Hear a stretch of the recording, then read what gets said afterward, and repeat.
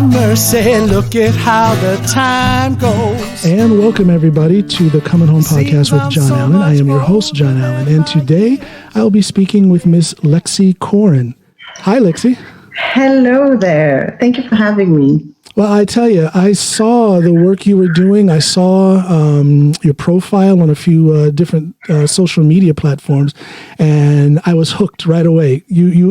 From there, I went into your website, and it just hooked me right away. You have a very interesting life. You have a very interesting path that you have taken through life, and that path puts you in a position where you can really be an enormous helpful factor in people's lives.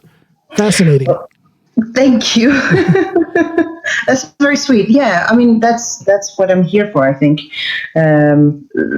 using the experience that one has, and then having the privilege to be okay enough to try and help other people as well. Yeah. Well, it's an interesting line of work. Now, you are a psychotherapist and a sexologist. That's right. And that is a very interesting combination. Talk about that.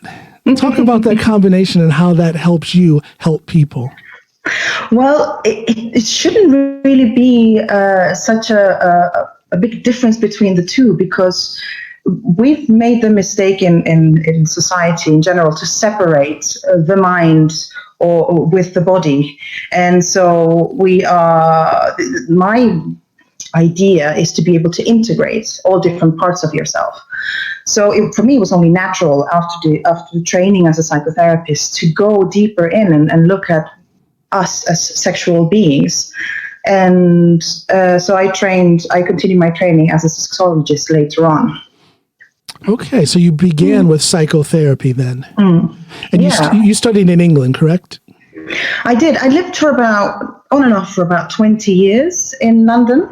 But I started off doing journalism. I started with media because my focus has been on stories and human beings and the stories that we carry and the stories that we pass on and how they stick to us, how some of those stories are helpful stories, other stories not so helpful and quite toxic, and how do they impact our relationships. So I was turning away from journalism and then going towards more of an expressive way of looking at stories. So then I went into the theater world and I trained as an actress. And while working as an actress, I started working for this theater company that works with human rights. So they take real life stories of people suffering from human rights abuses, and they tour with it, and they would do campaigns with like Amnesty International and other organizations. And every story that I heard, and then I met the people whose stories we were telling, were so powerful. And I thought, I need more skills to deal with this. So where should I go? What should I do? And that led me to take psychology, and then to do my training as a psychotherapist and integrative art psychotherapy as well. So you use different art forms: theater, movement, dance, music, clay, music. Yes, and then as part of the medicine, not just talking therapy, because even though I'm trained to do that as well, I have a psychoanalytic background. But we find that a lot of the things that we sit with, we don't have a language for, because we've never talked about it. So what do we do? Yes. So what do? We can, with the arts, because we can play, right? You see children playing, and then it expands your imagination, and in your imagination is where a lot of your stories they sit and they live, and then they come out in your body, or they come out as. It can come out as depression or depressive thoughts, and it's difficult to pinpoint why exactly things are happening if you don't have a language for it.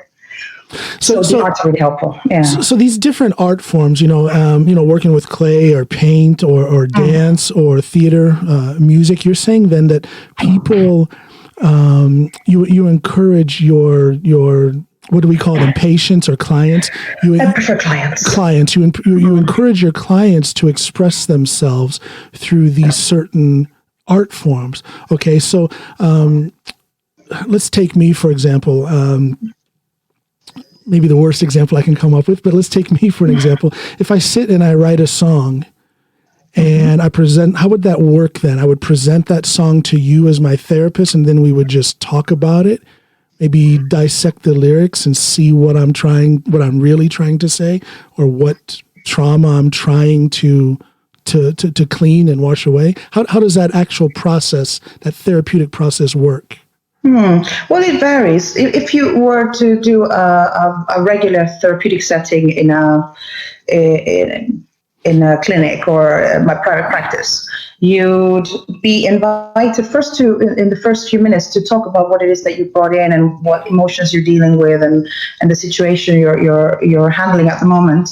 And I would invite you to explore, to use any of the instruments that are already in the room or the other art materials that are already in the room. And then we go deep dive in for 20 minutes or so in there, and I get you to dialogue with the artwork, because it's within that dialogue that you discover what's actually going on inside of you.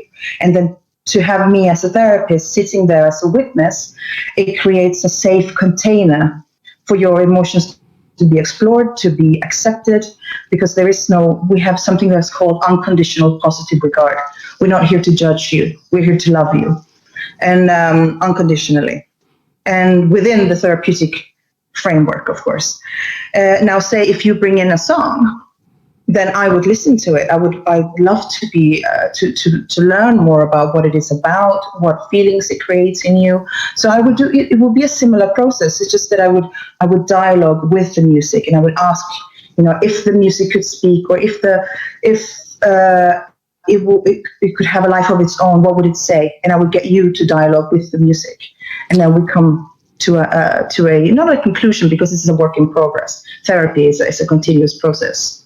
I would imagine that a lot of people are walking around with, let's just call it issues, trauma or maybe some feelings of guilt of things that they've actually done themselves. And they're just kind of walking around with that. And that is a big load of baggage to carry through life. I'm someone who believes that a challenge doesn't necessarily mean a debilitating problem. A challenge can be an opening to a new path that can lead to personal growth. And that's what interested me in the line of work that you're in, because it seems like you help people take those challenges and turn them into new opportunities. Yes. That's about resilience, isn't it? Because it is. Have you ever read or heard about A Man's Search for Meaning? Viktor Frankl? I do know that name. I haven't read anything, but that rings some bells. I'm a self, I study. I put my focus on these kind of things that I'm interested in, and I want to say I've probably come across different articles where that name has been mentioned. So he was a psychiatrist, and he was during the Holocaust. He was I believe he was in Auschwitz, and he was looking at people and how they were surviving these horrible conditions, and he found that the people who found meaning were the ones who were building resilience. So we can say that life perhaps is meaningless. Yeah. But it is the meaning that we put into it that makes it worth living. Interesting. Now, so how would one apply that then to their own situation? Well, I guess it can be applied by just seeking out a psychotherapist and dealing with the issue. For instance, that's a way to do it. But what do you see? Because as I started to say earlier, I can imagine there's a lot of people walking around with issues, baggage, so to speak, and they're not really doing anything about it. What do you think is the reason for that? There seems to be more new age self-help thinking. People are more aware of that these days, but I think still, my impression at least, is that a lot of people don't really deal with their issues. Well, there's a lot of stigma around mental health issues, and it's difficult when we are, as humans, we need to fit in to survive. It's the whole idea of the tribe, right? Yeah. So the more you are outside of what constitutes the norm, the more difficult it's going to be for you. And at the moment, the way we it's better. It's a little bit better now. People are talking more about mental health issues, but because of the stigma, you carry the load on your own, and it becomes heavier. It becomes much heavier like that. So you can't force them. No, I'm sorry. Go ahead. I'm sorry. Go ahead. I'm just thinking you can't force somebody to go and seek therapy or seek help. No. But you can be available. You can say, listen, I'm here. I know this is hard. I can't imagine what you're going through, but I know this is hard, and I'm here if you need to talk, or if you want me to refer you to somebody else. I've always wondered why people worry so much. I mean, the stigma thing is real. It's real. A lot of people are embarrassed or even ashamed to admit that they have an issue and that they have to go to some sort of therapist. But in the end, I wonder why they would concern themselves with that stigma, because there is the confidentiality between the therapist and the patient. Nobody has to know. I think that's important to get out there, is that it is very confidential and no one has to know that you're seeing a therapist. Nobody has to know. It's a very private and personal thing. It is. But if you think about it, sometimes the person you have to admit it to and you have to stop hiding from is yourself. There we go. Yeah. And that's a hard one, because you build an identity from the different stories you are telling about yourself. You know, I'm a strong person and strong. I don't know. I mean, what is strong? Is it that I don't feel vulnerable? Because there is so much strength in vulnerability. Absolutely. Because I would think that a vulnerable person is going to take a lot more, to put it bluntly, a lot more crap from the world, because they're putting themselves out there. They're opening themselves up. So then they're going to be met with more adversity, more stigmatization. What's the English word for that? Stigma. Yeah. Yeah, you get it. You get what I'm saying. Okay, yeah. They're going to be... Sometimes, most of the time, when I'm at home with my wife and our two children, I speak only English. I have to relax and be myself. And then in the professional world out there, I speak just Norwegian. And sometimes it just crosses up and I find myself forgetting certain words in English. That's terrible. I hear you. It's totally normal, though. You're trilingual, correct? Yes. Yeah. I'm mixing it up all the time. There's a big multilingual soup going on in my head. The struggle is real. Yeah. Now I forgot what I was talking about, but maybe we can jump over to your background. I want to get back to this whole therapeutic process, but because I am halfway manic in my brain, let's just jump to the next thing. I think you have a very colorful background, if I can use that word. Yeah. You are originally from Chile. Yes. Your family came here. How old were you when they came to Norway? I was 7 or 8. Yeah. As refugees. Yes. There are not many people who are so familiar with the social and political situation in Chile at that time. What can you tell us about that? What is it that drove your family from Chile to Norway? So in the beginning of the 70s, there was a socialist president that was elected, and he had a whole concept that he was going to create in Latin America that was very similar to Scandinavia. You know, the social reforms and education for all, and there was a big dream that was being born out of the 68. You know, the movements that were happening all around the world back then. And it was a creative time. There was theater, there was art, there was hope. And part of that movement, my parents were involved, and they were politically active. My dad was a trade unionist, and so I was born during a dictatorship. Yeah. Well, in 1973, actually. So this happened between 1970 and 1973. There was a coup a coup d'etat, a military coup where people were imprisoned. There were concentration camps. There was torture. And then people were being sent out into exile. Yeah. And persecutions and the most horrible things you can imagine that was happening there. And my parents became part of the resistance movement. And things got very ugly from what I understand from my knowledge of that history. There were, there were squads of, if you want to call them military people or police, in the streets going into people's homes, and relatives were just disappearing, never to be seen or heard from again. That's how bad it was. Yeah, it was terrible. I mean, I have memories I was very young, but I have very, very clear memories of my uncle was taken and having to go and look for him with my mom through the detention center, see if we could find him. And what I can remember is those boots, the green boots, and the fear, but you couldn't show fear because, you start learning very early on what you need to do to survive. Sure. And so there's a lot of that, and then eventually it got really, really bad because I was started school, and I was followed to school by the secret police, and they were coming up to me and saying, we know your parents, and and there were cars every night outside our house, and I would just look through the window, and they would be sitting there, new people, different people, but they'd be sitting there and just letting us know that we were being watched, or the phone would ring. And I remember answering the phone, and there would be just breathing on the other side, and nobody was answering. So it was like constant terror. So it was a constant press of terror and intimidation. And that says a lot that they would actually go to such a low level that they're actually going to involve a child in their terroristic efforts. Interesting. Oh, yeah. Disgusting. I mean, they had no... the sadistic, terrible fascist regime. Yeah.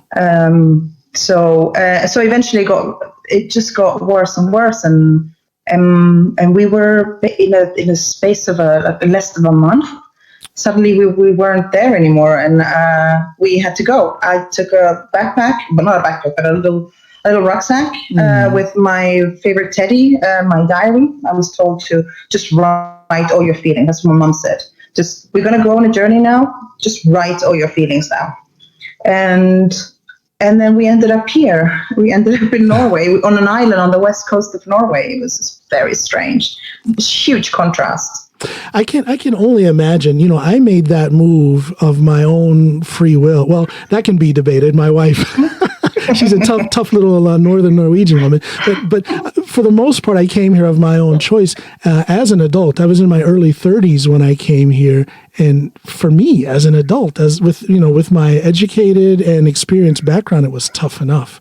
I can't even begin to imagine how a child, and with all of the social work that I've done up through the years here in Norway, that is something I just can't get my head around, how a child experiences and deals with situations like that. I mean, their whole world is just, and they don't know what's going on. You didn't understand all this. Your whole world was just turned upside down.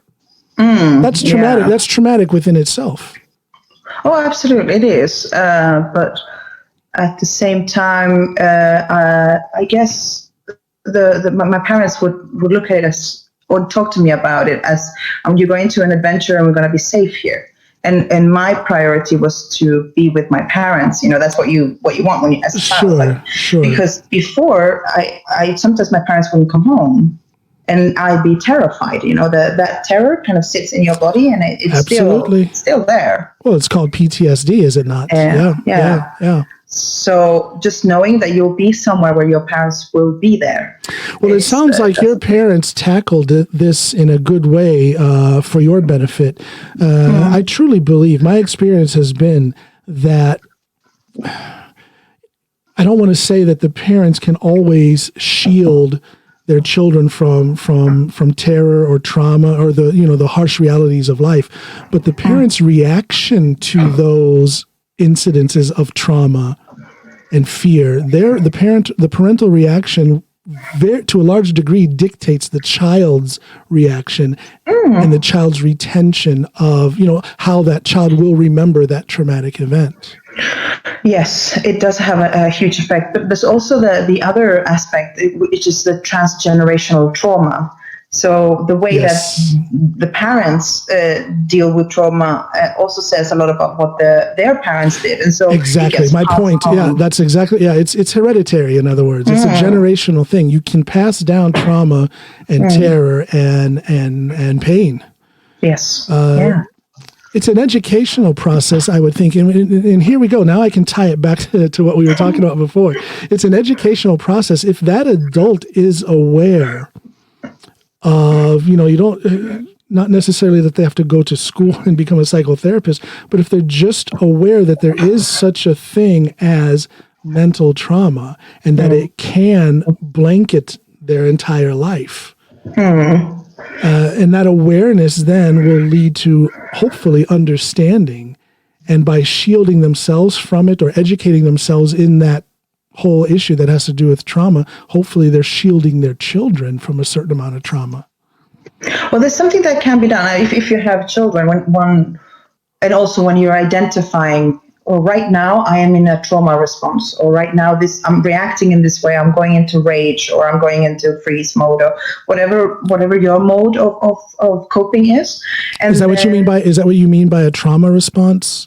Yeah. So say something happened, the child falls, and you go into, oh my God, like a bit of a histrionic response to it. It could be a trauma response. It could be the way you in you it's much bigger than it actually is. So when you recognize that you are responding, that's been activated in you. Yes. And instead of passing it on, and you've already done it, and you've already said, "Oh my God, you've fallen! Oh no!" And then you can go over and you can repair. Yeah, that's the difference. The repairing. Repairing is also a form of reparenting, because you're reparenting yourself in the action. Well, the words are very similar, so of course there must be some sort of connection. Yeah, repair and reparent. Yeah. Yeah. Interesting. Very interesting. So it can be as simple as, I think that was a good analogy that you used. A child trips and falls. Does the parent freak out? To say it in good American English, do they freak out? Oh my gosh, my poor baby. Or do they treat the situation with the concern that it warrants, which could be so simple as, oh wow, you fell, you okay? Good, okay. And then you move on. Yeah. Because that simple response right there is quite telling of the parental-child relationship. You have this concept of helicopter parents who just do everything and just pave the way for a life of zero worries for their children. Of course, we want our children to have their lives be as problem-free as possible, but my desire to teach my children is greater than that. And that means there's some problems that they're just going to have to go through. And then I want to be there to help them through it. I don't want to remove all of the problems. That's really it's healthy. It sounds healthy because life goes on, and it does. Yeah. And you can be stuck in child mode forever if you're going to be protected at all times. You need to. That's where growth comes from as well, and maturity comes from facing these challenges. So psychotherapy can then be a tool to help us redo our trauma response. Is that a safe thing to say? You can say. I like to use this other quote. It's called what is it? It's restoring the ability to play. That's what my job. I'm sorry, restoring the ability to play. To play. Aha. Yeah. That's my job. That's the essence of my job, whether it's as a psychotherapist or a sexologist. My job is to help people restore their ability to play, because we forget to play. We become so busy with worries and responsibilities, and then we have all these shields to protect us from pain, that in between all of that playfulness disappears. And once you connect with the playfulness and your creativity, you start tapping into this other source that is going to give you so much freedom and, joy. Playfulness and creativity. Mm-hmm. I like to think, I have a bad shoulder, so I can't pat myself on the back physically, but I'm going to do it with words. Playfulness and creativity. I love writing, whether it's writing new material for my stand-up routine. I like to make my wife and kids laugh. And then that creativity, the music, that I like to create. I think that those are two things that have been key to my mental health. Two things that have been key to and I call it a recovery process since my son passed. I've shared that with my listeners before. My son died in November of 2019 of a heroin overdose. Terrible, horrible thing. And I still don't know how to deal with that, but I think I'm dealing with it properly by putting a new focus on that playfulness and creativity. What does my psychotherapist friend say? I mean, is that a good way to handle a situation like that? I don't know how to. Who knows how to deal with losing a child? No one knows how to deal with that. But I think that me putting some effort into that creative side of me is helping in some way. I feel better when I'm doing it. At least. Yeah, and that should be your guiding post, right? This feels better in a horrible situation like that. I mean, there's no bigger pain than losing your child. And it's easy to forget when something like that happens. Not just losing a child, but any major trauma. It's so easy to forget how to make yourself feel better because we do have the tools, do we not? Everyone has the tools to help themselves, but sometimes we forget how to use them. So is that a big part of your job then, helping us see that we do have the power? Yes, absolutely. I mean, what you're doing, the harnessing your creative, the creative juices that I like to call it, it's a great medicine, it is, especially during grief. And if we take it into a sort of in more of the collective at the moment, right now, the world is going through some sort of grief. Is going through both an anticipatory grief because we had all these plans and things we would do, and then suddenly they're not. We don't know if it's possible anymore. There's uncertainty. There's constant uncertainty. We don't know how long this is going to last. Our lives are changing, and it can trigger all kinds of feelings similar to grief. The death, the parting of the life you thought you would have. I see. Yeah. So in those terms, being able to tap into creativity is a great resource. I would imagine you are seeing a more demand for your services now in these times of isolation and quarantine. Is that a fair assumption for me to make, that you're... Well, yes, there is a lot of, right now, actually, there's a new app that's been, I'm part of this new app that's been launched, and it has therapists and doctors and healers. It's got an alternative, more of a holistic approach to it. So you have on the spectrum from doctors and very scientific helpers to healers and other types of holistic practitioners, and I am the psychotherapist, sexologist in there providing my services as well. What's the app called? It's called W Call. So it's this man. I don't know if you've heard of him. He's called Michael Winger.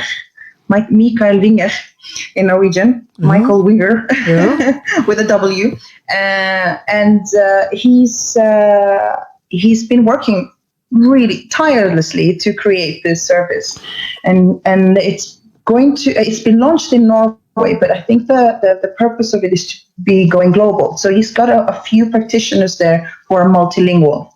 Interesting. Michael Winger, Winger. Okay. Yes. Interesting.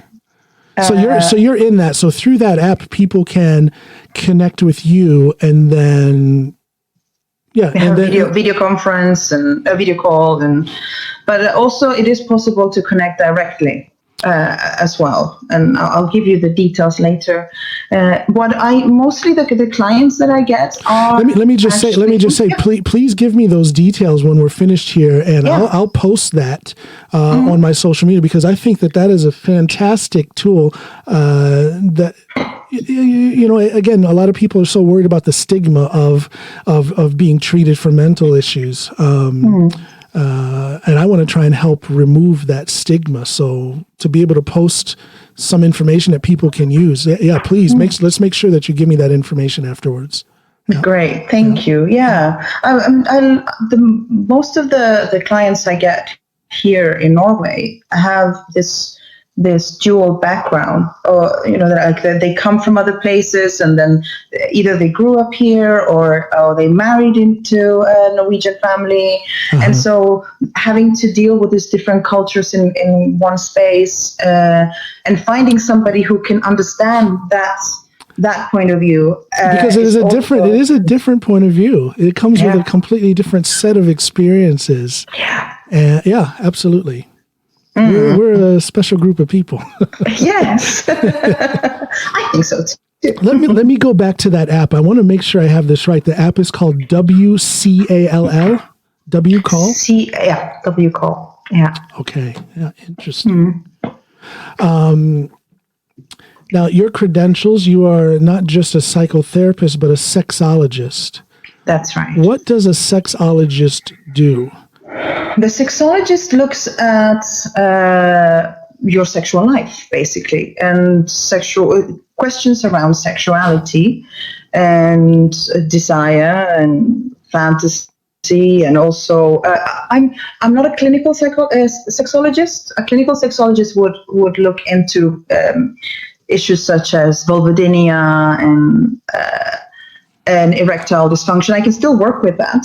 But my focus is on the relational aspect, because I'm merging it with psychotherapy. I'm looking at the relational aspects of what's your relationship with your body, with sexuality, and how does your mind and your stories affect the way that you experience your sexuality and relate to other people sexually. So what's a typical client then that needs help from Lexie, the sexologist? What kind of things are they trying to deal with? Oh, there's so many. I get a lot of couples, but also single, and people with couples that, for instance, have not having sex anymore, and they're wondering why, and they're on the brink of breaking up because of that. And then they come to sessions. I'm sorry, I didn't mean to interrupt. But so on that subject alone, that is an issue. I always wonder how many stand-up comedians actually have that problem, because that is, we as stand-up comedians, we have a tendency to joke about the things that concern us, and there's a lot of guys and girls out there joking about their own sex life. So I don't know. I'm kind of halfway joking, halfway serious, but I would imagine that there are quite a few couples of a certain age and up over, and maybe even younger, who have problems with that. What is it that leads a couple who otherwise are still in love with each other, but what makes that sexual connection stop? What do you see? Well, there are many, many, many factors. But the thing about, if you think about long-term relationships, the thing that is at a crossroads here is the idea of, is the concept of safety versus adventure. Safety versus adventure. Yeah. So if you are in a long-term relationship, you are basically in a safe, hopefully in a safe place. Yeah, monogamy and So when safety can quickly become boring. Yeah. And to ignite passion, you need a sense of adventure. So how do you put that sense of adventure within a safe context so that you can reignite? And that was my question, because that's a slippery slope right there. There's been some Hollywood movies written about that couple who opens the doors to something that's not quite so safe. They're looking for a little bit of excitement, and then it ends up ruining the marriage. I'm talking about like people bringing in a third partner into this thing, and they think it's something they agree on, and then all of a sudden there's trouble because of it. Yeah. So I'm pouring a little bit of mate while I'm talking to you. It's my tea, my hot tea drink. Hey, I have. We're spilling the tea here. Gotta keep ourselves moisturized here. Yeah. Not moisturized, hydrated. Hydrated is the word. Both. See, both. Well, let me get back to your question here. There are so many ways to love. And there are so many ways to express your sexuality. And we take very little time to go in and explore, first of all, our own sexuality individually, and then to find a language to communicate that. Because we don't have that, and most of us communicate it to your partner is what you're saying, yes. Right? Because that's a big issue. I think that I don't know. It seems that it's most often in a couple's in a traditional marriage, male and female couple. It seems that it is the man who is most often dissatisfied with the sexual relationship, and that is what it is, but it seems to be dealt with very seldom, and that is due to a lack of communication. Is that a good assessment of it? I think it's yes and no. There's a bit of a myth there that women are fine with not having sex and all of that. Okay. There's been some studies done where they showed that lesbian women are the ones that are having more orgasms. 86% of lesbian women have orgasms, and they have them all the time. So the desire is there. Heterosexual women are the women that fall the last ones. They're at the very bottom. There are no orgasms.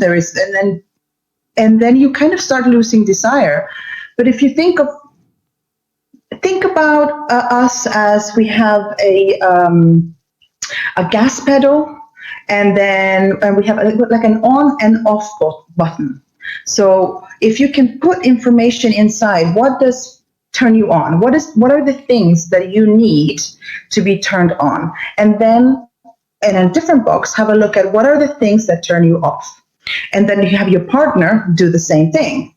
And then you can put them together and contextualize it. So an example, I think I read this I can't quote the book right now because I don't remember who wrote it, but it was an example of a couple that were having sex every night, like 9 o'clock. It was just wham, bam, thank you, ma'am, fantastic, boom. So they had a schedule every night, 9 o'clock. Yeah, we're doing this. It's happening, and it was great, and both loved it. Yeah. And then and the woman fell pregnant, and then they had a baby, and then baby came, and the male partner is, well, it's 9 o'clock, let's go. She's like, what? No. Yeah. So he's like, well, this is what we used to, so why is it not happening? And then he starts doubting himself. Oh, she doesn't want me, la la la. But it's because it's taken out of context. You need to look at the context.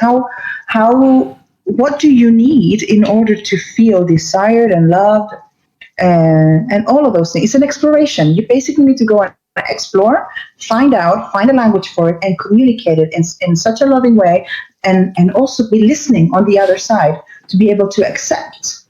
I keep thinking of that word. Yeah, I keep thinking of that word, communication, that these issues are going to come up in a majority of relationships, whether they're homosexual relationships or heterosexual relationships. You have to communicate. You have to talk about what you want, what you don't want, what you need.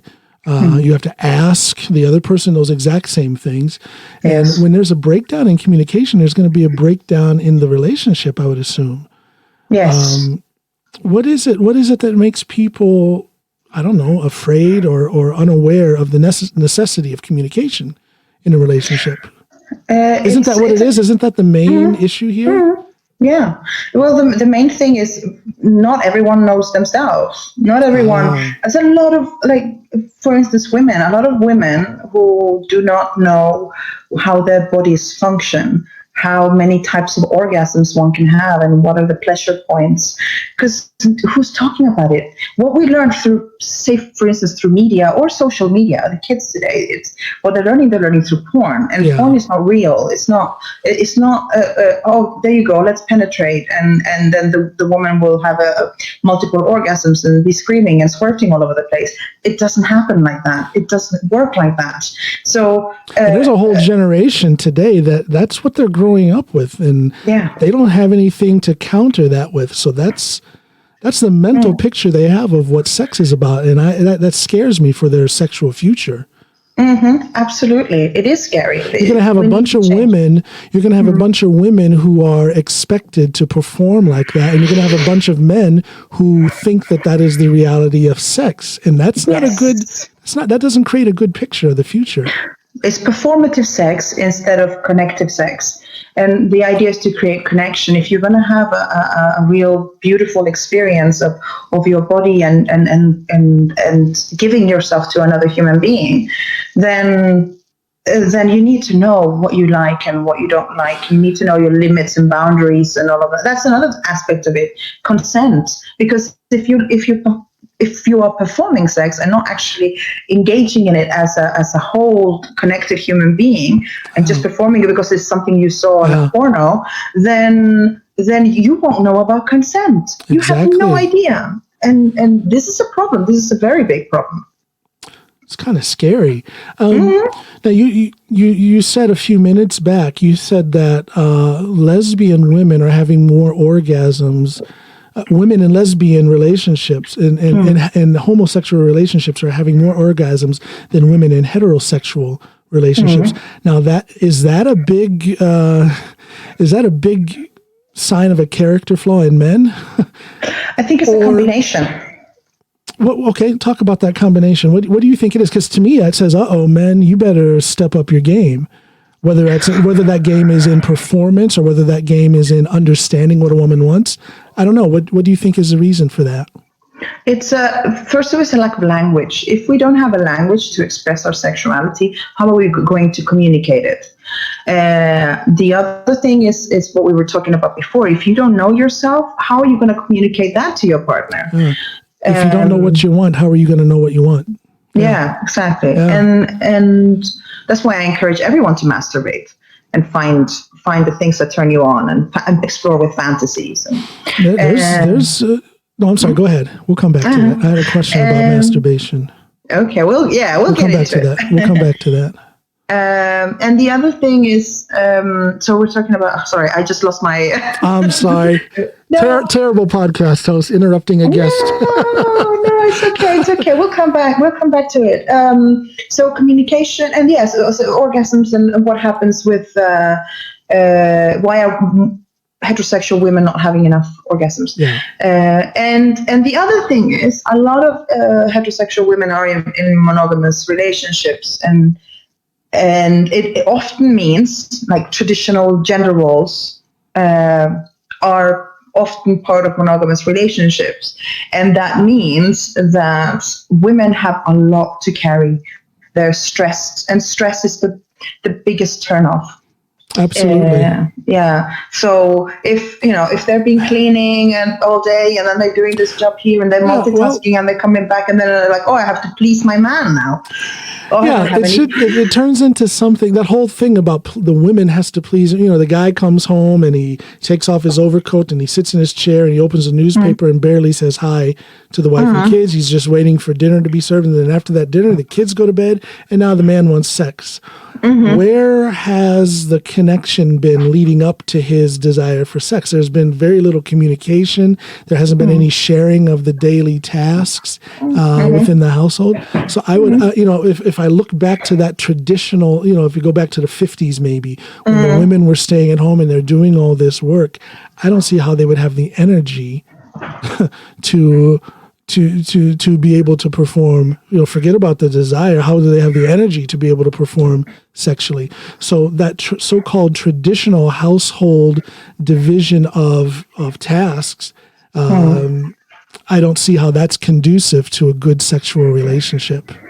It's not. And then you see infidelity it becomes part of it. It's part of, I mean, in many cultures, like in France, you're almost expected to have a lover, an extra lover. That blows my mind. That's so strange. Oh. But it just means that we are sexual beings, and we want to get it one way or another. I guess I say it's strange in the sense that, well, there are different cultures and there are different ways of looking at these things. But I would think that I would hope rather that if you're in a relationship and you're not getting what you want sexually, that you would be able to open your mouth and talk about it and find a solution before you just assume that solution is going outside the relationship and finding somebody to satisfy that part of you. Yeah, but then this is where we get stuck in our stories.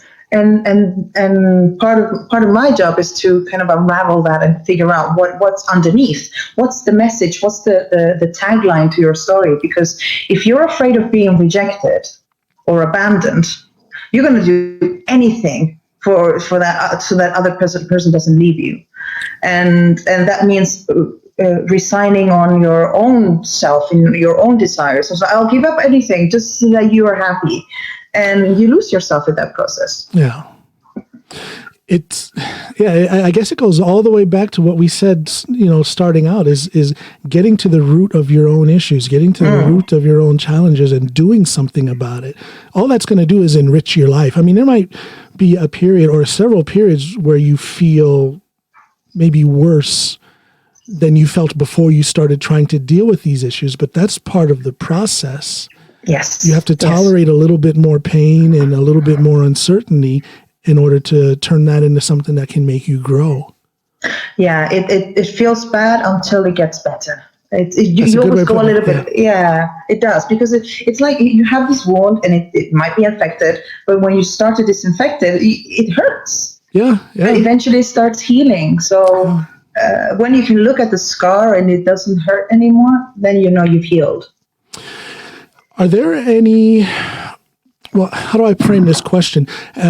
What are your experiences when it comes to clients misunderstanding your role as a sexologist? Yeah, I see you're yeah. What can you tell me about that? Well, you need to create, as a sexologist or as a therapist, you need to create real clear boundaries. This is a therapeutic space, and we're here to talk. I am not here to touch you. You are not here to touch me. And if they come with, if they come with some inappropriate things, like how much trying of that, to ask me out and stuff like that, I would give it back to them, saying, so why is it important for you to ask me out? Yeah.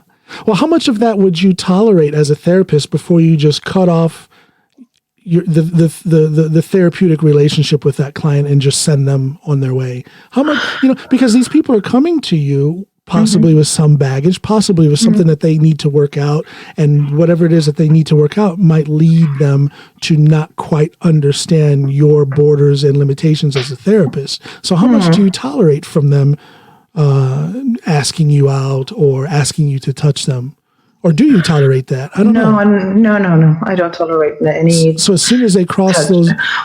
No, I'm not saying that you would tolerate touching them, but tolerate them asking or expecting or making an issue out of it. Of course, you don't tolerate that. I'm sorry, don't misunderstand. No, you don't. You'll never touch them. But if you have that client who consistently... I guess how pushy does a client have to be before you tell them to just go away and they're going to have to find some other place to get help? Well, there are two ways. The first one is when they make the initial call. You sort of, I've been doing this for 12 years, so you have an inkling of what kind of call this is. Maybe in the way they formulate their whole problem, or you have an inkling. So, but you do set the boundaries immediately. You tell them how this works and how we will work. And then you sign a contract. You sign a contract? You sign a contract, therapeutic contract. Yes. Interesting. Because it's a work. We work together. Sure. We work together for their well-being. And if things like that are going to happen, then that's not part of the contract. It's not part of their well-being. And I have to refer them to somebody else. But also, there's something called the erotic transference that we work with in in a psychoanalytic perspective. Erotic transference. Yes, the erotic transference. And that is something that will come up because What is that? It's so you're in a room with the client, and the client will bring in all their stories and all the people and all their triggers and everything, and they will. And therapeutic space is a container where you can start depositing all of those ghosts and all of that baggage that you're taking with you. And so we start to dismantle and take with and polish some of them. Some of them we reintegrate, the other ones we discard, and. But it all happens on a subconscious level. Yeah. So the therapist needs to be aware of that it's going to happen. So I can be on the other side, and I can be feeling all these strange things, and I need to be able to understand whether it's my own stuff or the client's stuff. But once I understand, and this takes training to do, but once you understand it's the client's stuff, you can safely take it back and present it. It's like, I'm sensing this and that. Could it be right that this belongs to you, and the client might be ready to take it back, or just might be just able for you to hold it further? And this could be anything, but also later on in the therapeutic relationship, the erotic is also going to be part of that. So they might have had a nanny or a mother or somebody that I remind them of. Okay. Or somebody that they fell in love with, that I remind them of, and they will have a platonic what you call it, förälskelse in Norwegian. To fall in love platonically. Platonic relationship, a crush. A platonic crush on the therapist. I mean, that happens a lot, and not to me, but I mean in general, it's I would say quite natural for a client to have a little crush on their therapist, and it's not my job to destroy that for them. It's my job to hold it for them, hold those feelings and what they represent in a very, very humble and honoring way. We have to honor those feelings so that they can take them back when they're ready, because it's all projection. It's basically, we're all mirrors in a way. Yeah. So we project our stuff, the stuff that we can't hold for ourselves. We just, okay, you hold this. I have a crying baby here. You take the baby. You hold the baby until I'm ready. So my job is to hold that baby until the baby can learn how to play. Is there some sort of separation of the erotic or the sensual from the sexual? Or, I mean, if you're in a session or you have a client and they have these issues that are based on for example, negative sexual experiences up through their life, how do you help them to turn that negative experience into something that will open them up for possibly being able to have a positive sexual experience? In other words, is there a difference between eroticism and sex? Is there something? Is there? It just seems like there's a cerebral approach to sex, to the sexual, that a lot of people don't think of. I don't think about that. Sex is sex, but there is a thought process. There's a cerebral process. I like to think of this fantastic American poet, Audre Lorde. She was brilliant woman, and she wrote the uses of the erotic power.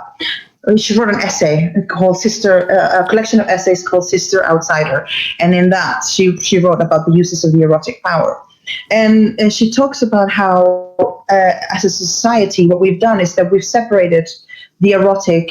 I mean, we've done a division where sex has become pornographic, and we've that's taken what the I was getting out. at. That's a good way of saying exactly what I meant. In other words, there's something beautiful and there's something that society calls filthy about sex. There's two sides to it.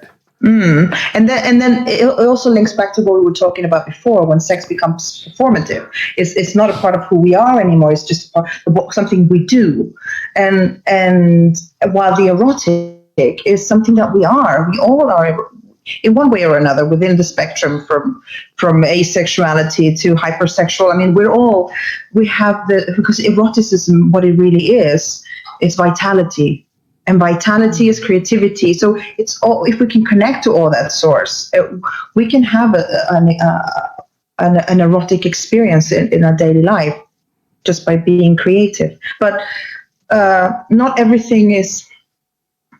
It's so difficult to go into it because we have been trained so hard to be performative. We have to be sexy, and we have to perform this and do all these positions, and we think that sex is supposed to be heteronormative.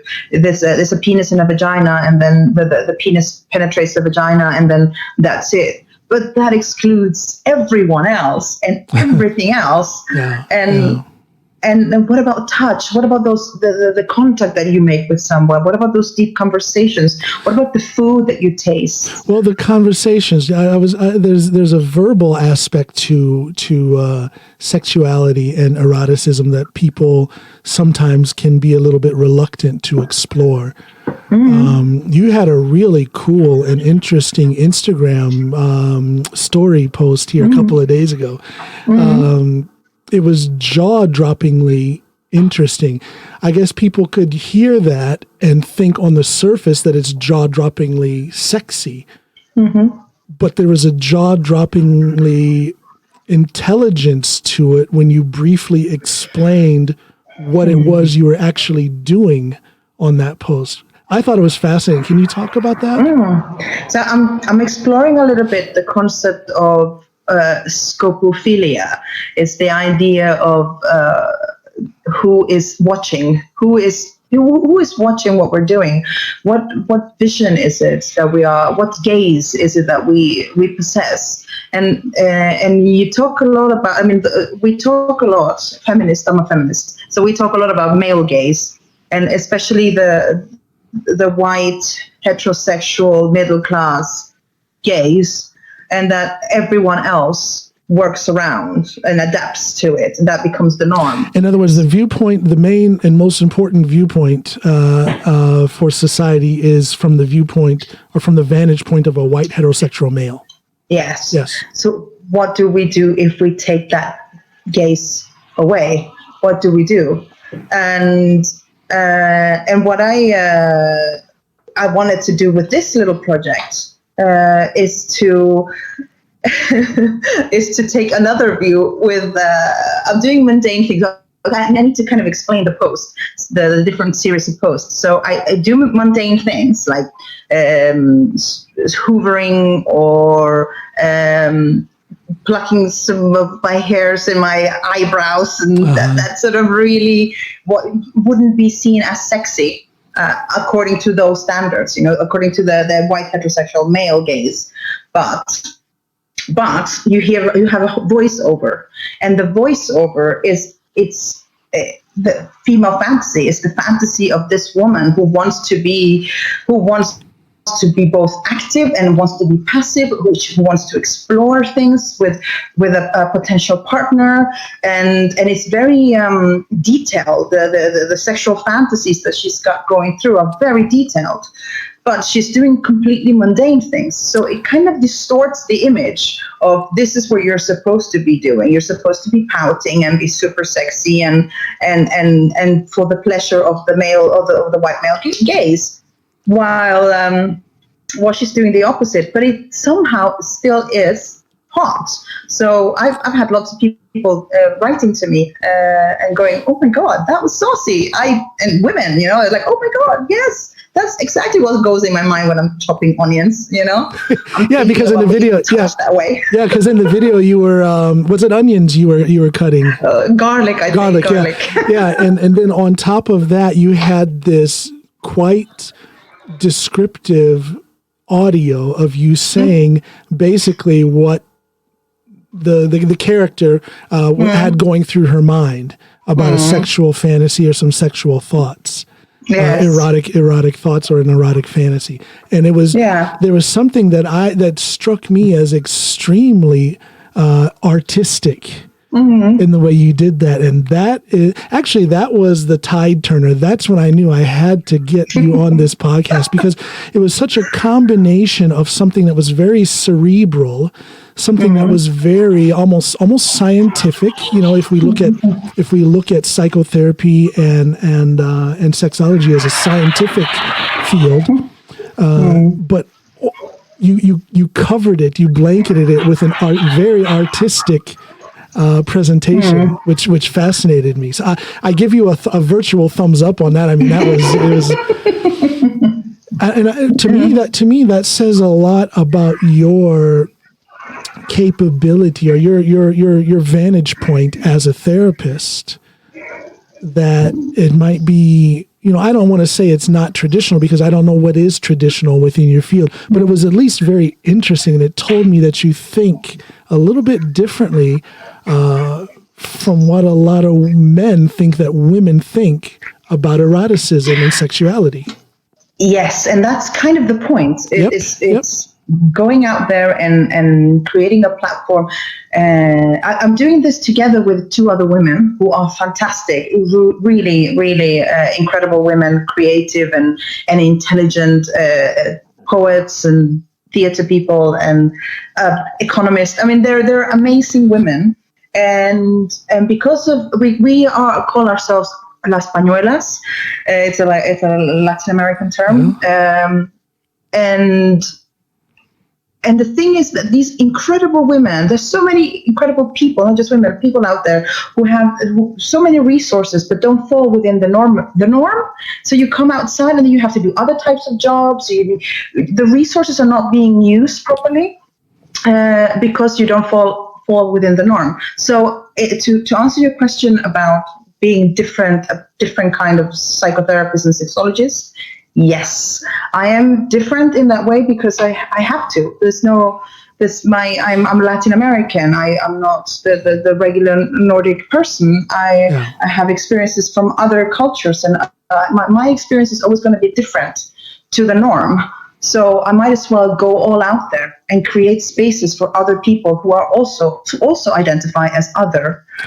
Well, there's a certain amount of fearlessness that you have to have in order to do that. Norway is not the most accepting of otherness. It's not, I love living here. You know, everything is going fine, but one reality is that they don't accept the so-called other. Has that affected you as a therapist in any way? Not as a therapist. I think there's room for me here because there are many of us. There are many who are other. Yes. So there's definitely room for me. And there are a lot of the clients that I get, they've been looking for somebody to speak to, say in Spanish or in English, and they haven't been able to meet a therapist before that who could understand them from this point, from this perspective, who would actually understand them. I see. You know, there's a difference here because you can have an understanding for the situation, like a general understanding of, this is, to be an outsider must be difficult, but to have the lived experience, there's a whole different understanding and it's a whole other ball game. Absolutely. Yeah. So in that way, yes, but it did affect me. It did affect me growing up here to be different. That really did something. Tell me about that. Journey. Tell me about that. Well, you know janteloven, Jante's law. Yeah. How do we explain that to the non-Norwegian speakers? The janteloven, the law of jante, it has its roots in an old story, but it is actually, it's an old story, fairy tale type of thing, but it actually is quite real here in Norway. Mm-hmm. The law of jante says that you should not pride yourself in being different. You should follow the norm. Don't stick your head out there. Don't be more than the others around you. Don't think that you're more than the others around you. That's basically the law of jante, or janteloven as it's called in Norwegian. So you grew up in that. Yes. Yeah. So don't think you're anyone. Don't think you're better than anyone. you don't laugh at us, don't, all these rules that are supposed to be literary rules, but they were taking as part of a criticism to society. And it wasn't just Norway, but it was all of Scandinavia. All of Scandinavia, yeah. And so it would affect, I would have teachers who would say to me, "Oh, you don't want to be Norwegian." It's like, what does that mean? What does that mean? I don't understand you. Or if I remember, I left quite early. So when I finished school, I moved to London. And then I did a year in France, in Paris. And I came back to my hometown in the West Coast. And I met my teacher again from primary school. He's like, where are you now? I'm in Paris. And she's like, oh, you never wanted to be Norwegian. You wouldn't let me. You wouldn't let me because I didn't fit in. To me, that's, I see some humor in that. Yeah. I do. And I go against that ruthlessly in my stand-up routine. Mm-hmm. So I can laugh about it, but I think there is a certain ugliness to that, to picture a immigrant or a refugee child who comes to Norway, and then quite often they're being told that because they are different, well, then that means, you must not want to be Norwegian. I wonder what that does to the psyche of a small child when it comes to their feelings of acceptance. If you feel like you're not being accepted for who you are by the greater society as a small child, and you're constantly being bombarded by that throughout your childhood, I wonder what that does to people as adults. Well, it depends on who you have around you as well, because if you have nurturing, everything that happens to you as a child will have an impact, and some bigger than other. But also you internalize it; it becomes your inner voice. So you have an inner critic and an inner nurturer. So if you had any great people around you that become your inner nurturers, then that becomes an inner voice that can also build on your resilience. Strong parents. It could be parents, it could be another teacher, it could be friends, it could be anyone in the community that sees something in you and supports you. I had one wonderful teacher. She celebrated my creativity. And then I had my mom, who was a warrior. A bit. I mean, she was. I have some doubts about some of the things she did, but but in general, she's like a proper warrior. And she would go, listen, you have to take that and turn it into something great. And just if they don't want you to talk, you talk louder. Yeah. So I was like, okay, fine, I'll take a megaphone and I go into the streets and I'll do a protest and I'll do some theater and I'll be loud and all of that. And so then you did all that. I did all that. But it becomes exhausting when you are sort of the only one doing it. It becomes like exhausting, but also, but that, if we can look at it in a training perspective, I'm a power lifter. So that exhaustion means that you are exerting yourself, and that exertion brings growth. Yeah. Right. But then you also need other people around you. So I don't know who said this, but if you are the smartest person in the room, or you're the most colorful person in the room, then you need to get out and explore some more. So that's when I left for London, which was fantastic place to discover eccentricity and difference and diversity. How many years were you in London? Well, from 1999 till 2016. So wow. Brexit was the thing that got me back. So you are relatively recent being back here in Norway then. I didn't know that. Yes. Okay. Interesting. Wow. That's a whole nother podcast episode right there. So you found a way. I'm sure a lot of that was internal, your own strength, your own vision, but a lot of it was external, the support system that you had around you that enabled you to come out of that potentially spirit crushing childhood where people were telling you that, your differentness, your otherness was a detriment. But you managed to come out of that and be this smart, successful, strong person that you are. And not a lot of people realize that struggle that is a struggle for immigrants, refugees, and whatnot. Sadly, there's not enough of us. I'm an immigrant. I'm not a refugee, but there's not enough immigrants and refugees who are rising to the top of their fields. It's almost that old thing that says, if you're an other, you have to work twice as hard to get to the same spot as the common society, makeup of society. I believe there's a lot of truth in that. Yeah, I agree. But the benefit to that is when one of us does make it to a point of recognition, then we're really doing well, because all of that controversy builds character, and all of that struggle, that exertion, brings a certain amount of strength and stable. Is a stabilizing factor.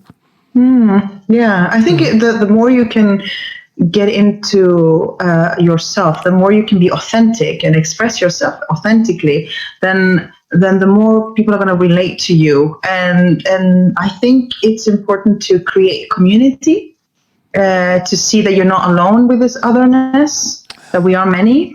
That's really important. Well, I think we have a tendency, those of us who are others, we have a tendency to collect. We attract each other. There is a power in networking.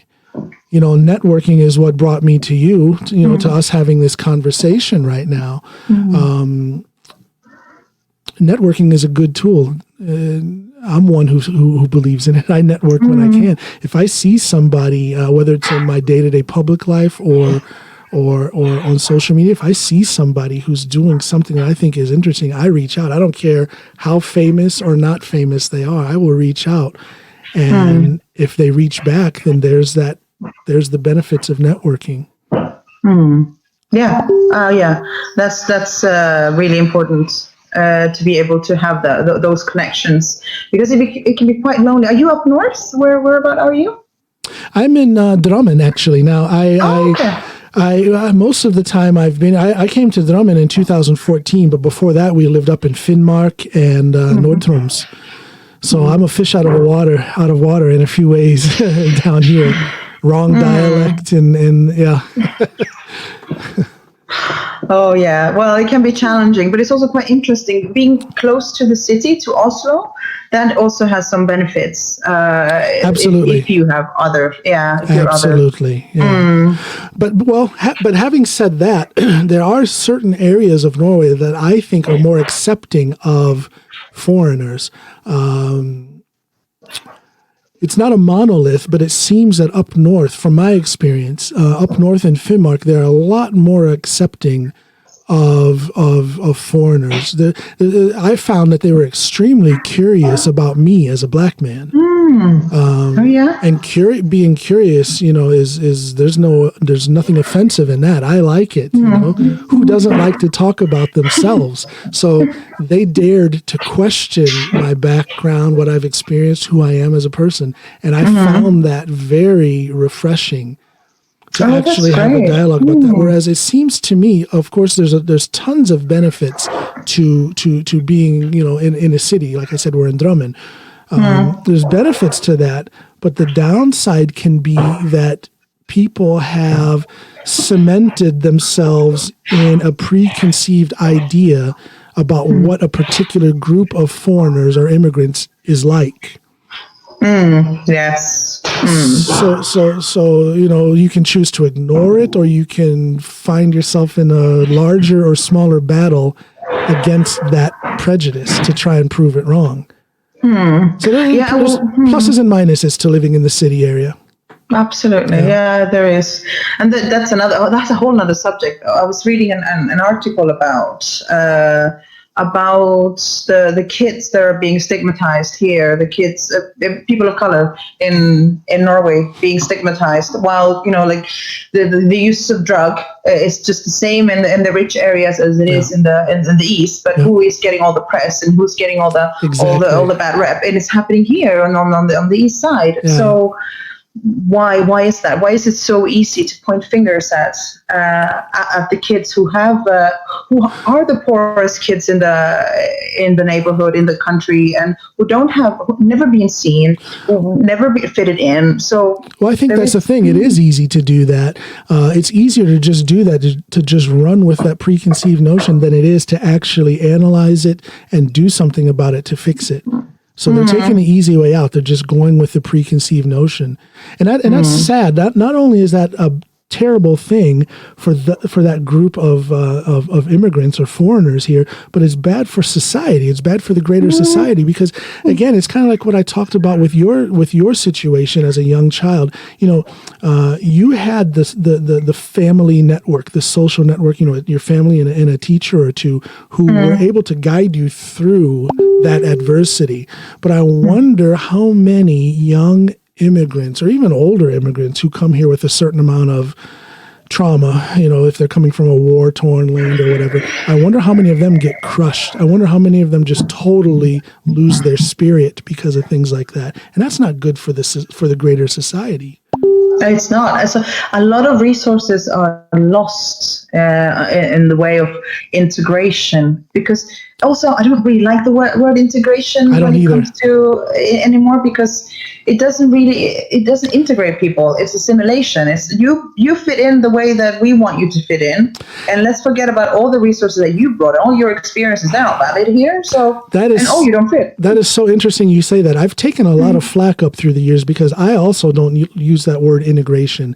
I refuse to integrate myself because too many people define it, as you said, as more of an assimilation thing. In other words, be Norwegian. If you're not Norwegian, then you're not one of us, and then you're not welcome. You're not fitting in. I fit in just fine, but I'm still myself. They want you to change. Sometimes they want you to change the very core of who you are. And I want that to be my choice. If I come to some sort of epiphany or revelation that causes me to change myself, then that's because I did it, not because I'm struggling to integrate myself according to someone else's definition of that word. Absolutely. And I would like to see something more of a more curiosity approach from the government and those making the policies. Sort of, we have all these people here with all these experiences. I wonder what we can learn from them, instead of saying, no, you learn B1, B2, and then you pass this test, and then you come and work at the jobs that we don't want. Yeah. And I'm generalizing now. But it's fun. It's fun to generalize every once in a while. For theatrical effect. I'm an actress after all. Yeah, that's right. You said you were. Have you been in any productions that we may know about? Have I? Well, last time I worked in Norway, and in a theater production was at the Nationale Scene in Bergen. I did some stuff there, and now I'm working on 2 different projects. And I'm really looking forward to talking more about that later, because we're in pre-production stage, and it's looking very, very interesting. Will it be a television production? Can you say that? Is it television or stage? It's staged, but we are working on digitalizing it because of the current situation. Well, when you're able to give details about that, let me know. I'll have you back on again. We can talk about that. Wonderful, yes. One thing I wanted to ask you about is you refer to yourself as a feminist, correct? Yes. What is a feminist? People have so many ways of defining that. What is a feminist? It's the radical idea that women are human beings. Radical idea. It's a radical idea that women are human beings. That's it. That's the core of it all. But I'm not just a feminist, because I would say I'm an intersectional feminist. What is that? That it means that in order to understand why we have the power structures we have, and in order to dismantle the power structures that we have, we need to understand what are the intersections. Class is one thing. We have gender and sexuality is another thing. being able-bodied is another. We need to look at privilege. Who are on top of the, and how do we dismantle the pyramid and create a more open and wide society that's more inclusive?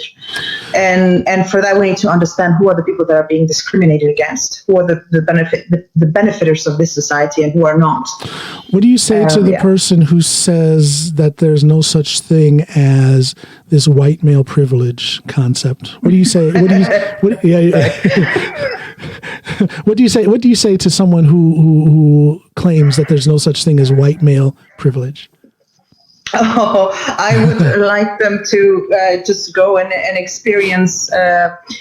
For instance, there was an example of a woman walking with her partner, but he was walking a little bit behind her, and so she got catcalled.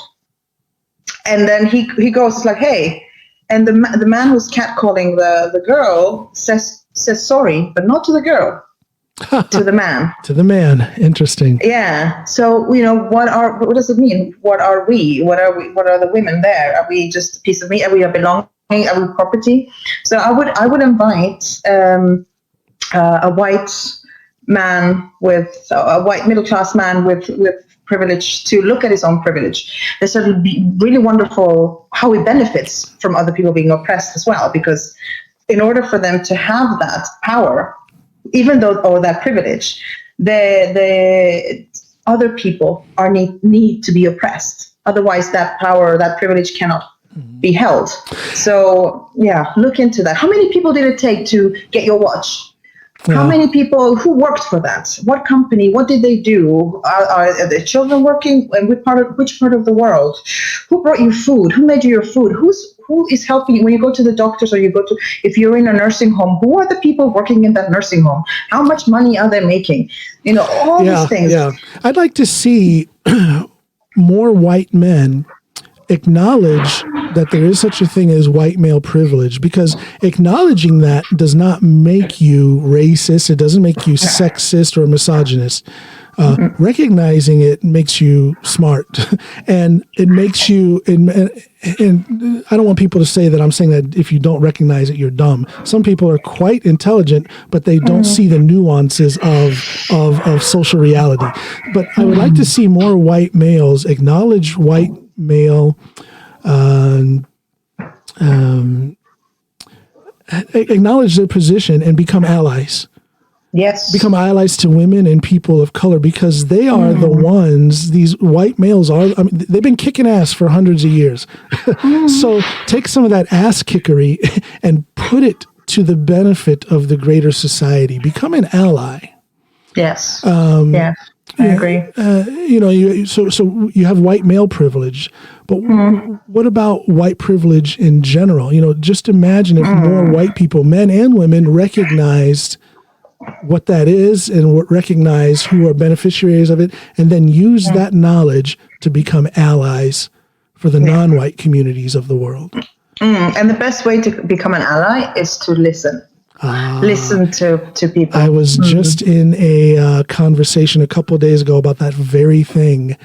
And I love discussing those kind of issues. I love discussing race and societal issues and things like that. But in that conversation, white person after white person started trying to tell me and a couple of other people of color how things are when it comes to racism. And it's not that I don't want to engage them in conversation. Quite the opposite. I do, because they can be great allies. But it'd be nice if sometimes those certain people listened a little bit more. Yes. But along those lines, within the feminist movement, do you see any conflict between women of color and white women? Is there any detachment there? Is there any variance in thought? Is there any difference in focus among those two demographics? Well, we have white feminism, and that's been something that I've been personally working with. We've started this group, an activist group called Women in Movement in Oslo, but it's in Spanish, Mujeres en Movimiento. And it's also because we found that we didn't have a voice within the feminist organizations here in Norway. Everything was very, very centered on white women and their problems, which are all valid, of course. Sure. But we disappeared. We are invisible. The rest of us were invisible. So we started... No, I'm sorry. Go ahead.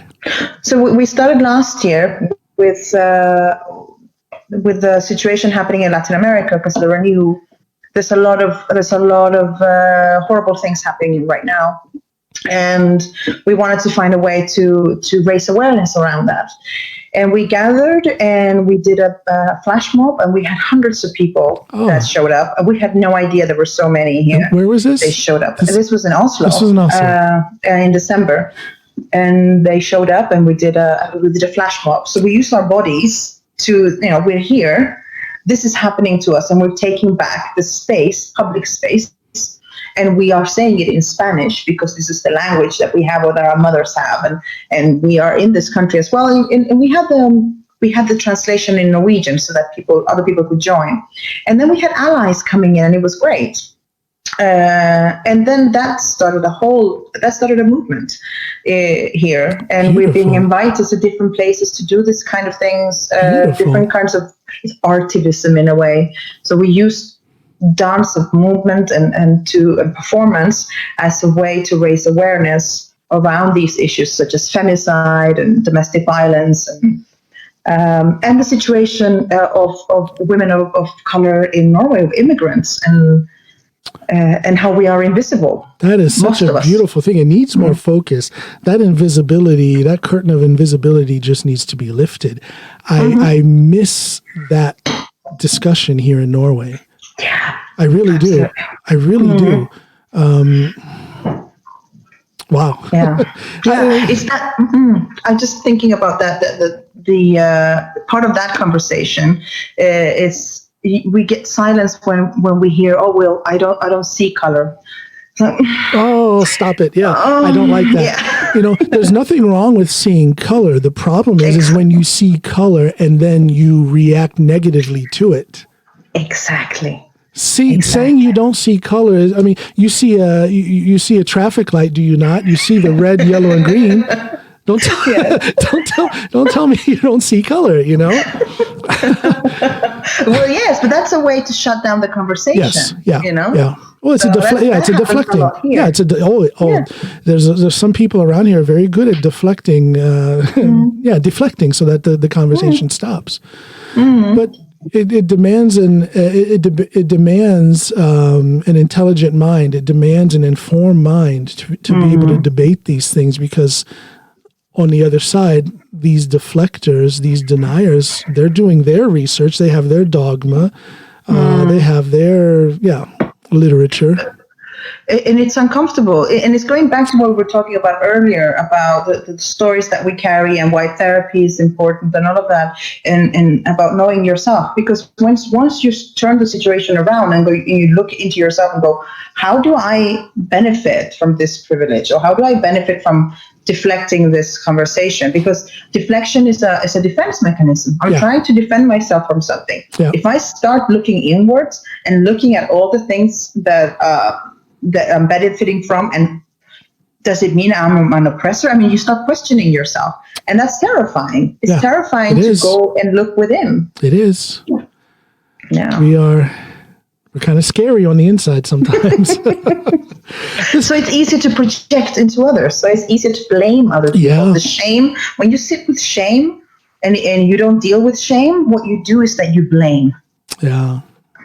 There's a song title in there, Shame, Blame. One thing I want to talk about before we go, I have about 15 minutes and then I have to run, but you had a very interesting experience. It's kind of stupid that I didn't ask you about this earlier in this conversation, because I would think it was a very important occurrence in your life. When you were 5 years old, you were, just tell us about the incident when you were 5 and you had to go into the hospital. Yeah, so I had, I don't know what it's called in English, it's mastoiditis, like a acute problem with my ear. And I got that infection, and I was only going to take the tonsils out. And then it turned into a horrible infection. Oh, wow. While I was being operated. And my doctor, my surgeon, had a nickname, and it was the Butcher. So, not very comforting. Oh my gosh. Yeah. So I went into a coma, and I was declared dead. She's like, 5 years old. Yeah, I was 5 years old. She died. But I have a memory, a very clear memory that I'm floating over my body, and I'm looking at the door. And at the door, there's a woman standing, looking at me with so much love in her eyes, and going, honey, don't worry. You will get better. Things will get better. And I realized later that woman was me. It was an adult version of me. So it's sort of a super meta experience and kind of a spiritual experience. And in a near-death experience. Coming back to life. Classic out-of-body near-death experience. Yeah.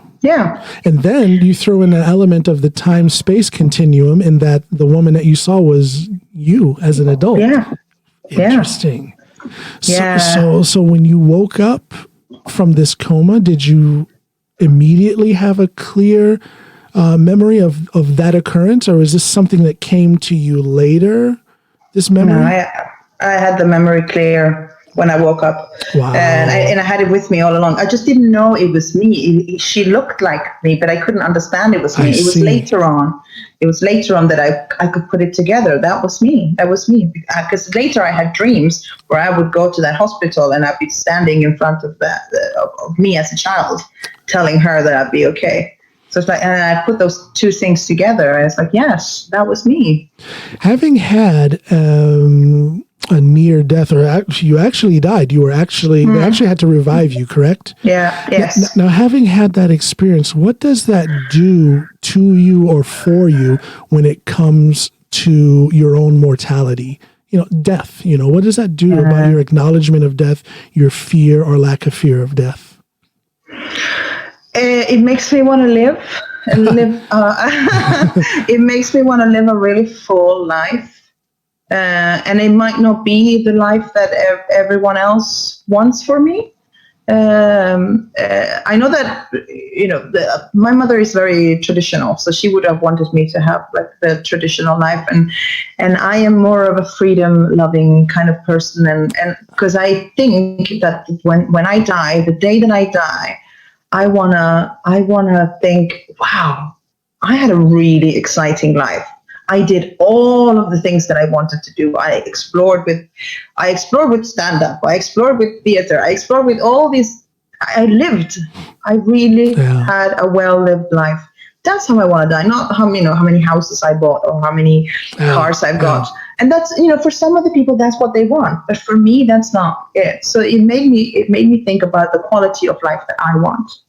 Wow. And that focus on quality of life is something that you've carried with you all those years. There's not a lot of, I don't know, when did you first act?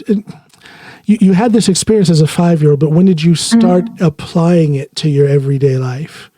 In other words, when did you come to understand that this was a meaningful occurrence that can help you through life?